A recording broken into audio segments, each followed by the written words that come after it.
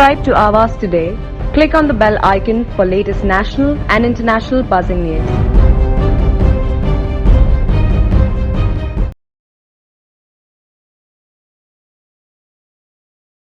नवी मुंबईतील आंतरराष्ट्रीय विमानतळाला लोकनेते दिबा पाटील यांचे नाव द्यावे या मागणीसाठी मुंबई, नवी मुंबई, रायगड, ठाणे, पालघर तसेच वेगवेगळ्या जिल्ह्यांतील प्रकल्पग्रस्त भूमिपुत्रांनी 10 जूनला भव्य साखळी आंदोलन, 24 जूनला ऐतिहासिक सिडको घेराव आंदोलन, 9 ऑगस्टला क्रांतिदिनी मशाल मोर्चा, 17 मार्च भूमिपुत्र परिषद, सिडको वर्धापन दिनाचा काळा दिवस आंदोलन, 24 जानेवारीचे विमानतळ कामबंद आंदोलन अशी भव्य आंदोलने केली.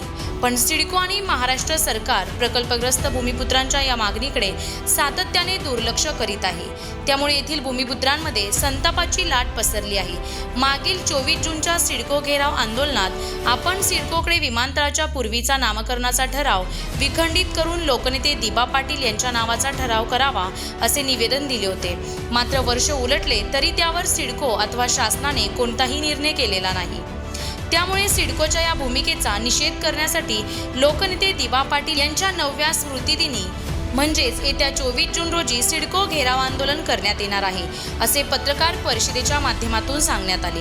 यावेळी या पत्रकार परिषदेला माजी खासदार रामशेठ ठाकूर, आमदार प्रशांत ठाकूर, सर्वपक्षीय कृती समिती अध्यक्ष दशरथ पाटील तसेच इतर सर्वपक्षीय कृती समितीचे नेते, प्रकल्पग्रस्त व भूमिपुत्र मोठ्या संख्येने उपस्थित होते.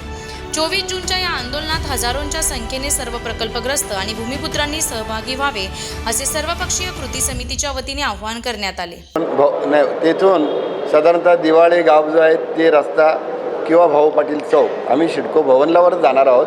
पण जाताना त्या रस्त्याने जाणार आहोत. कुठून उरण रस्ता आला, पलीकडनं नवी मुंबईतून रस्ता आला आणि क्रोमा सेंटर जवळून जो रस्ता बेलापूर मार्गे असा बेलापूर गावाच्या समोरून जो जातो तर त्या रस्त्यानं सुरू होऊन नंतर सिडको भवनकडे जाणार आहे.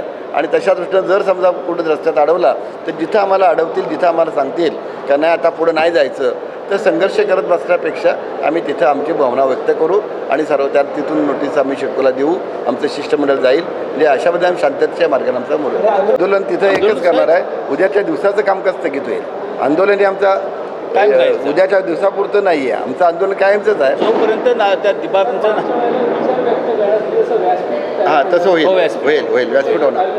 तिथं व्यासपीठ होणार, भाषणं होणार. म्हणजे जर आम्हाला अडवलं नाही तर सिडको भवनवर जाणार आम्हाला आणि चारी बाजूला घेराव काढणार जाणंच आहे. पण ते आता आम्हाला DCPने माहिती दिलेली अगोदर का तितकं हे तुम्ही काय करू नका, तुम्ही लांब जरा राहा. तर लांब नाही, आम्हाला सिडकोचा तो भाऊ पाटील चौक आहे ना अग्रोली याच्यातला, तर तिथं कमी जागा द्या. आमचं पहिल्यांदा झालं आहे की आम्हाला सिडको भवनच्या अगदी लागून असलेली जागा आहे तर तिथं जागा द्या.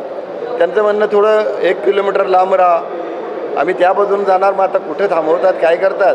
आम्ही 2 ट्रेलर घेतलेले आहेत ते एकत्र जोडणार, त्याच्यावर स्टेज तयार करणार. आमची भाषणं रस्ता रोको नाही आमचा प्रोग्राम, म्हणजे रस्ता रोको नाही आमचा.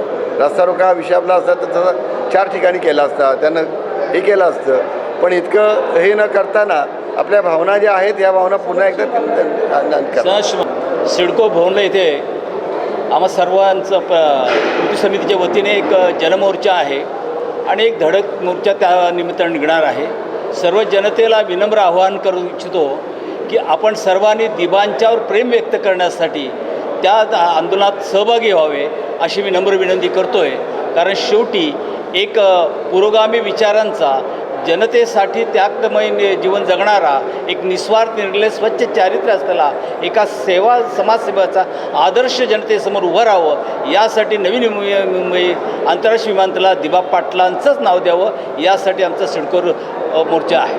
नवी मुंबईतील आंतरराष्ट्रीय विमानतळाला लोकनेते दिबा पाटील यांचे नाव द्यावे यासाठी येत्या 24 जूनला होणारे आंदोलन कसे असेल हे येणाऱ्या काही दिवसातच समजेल. व्हिडिओ जर्नलिस्ट कुणाल जेतपालसह शिल्पा नरवडे यांचा रिपोर्ट, आवाज टुडे, नवी मुंबई.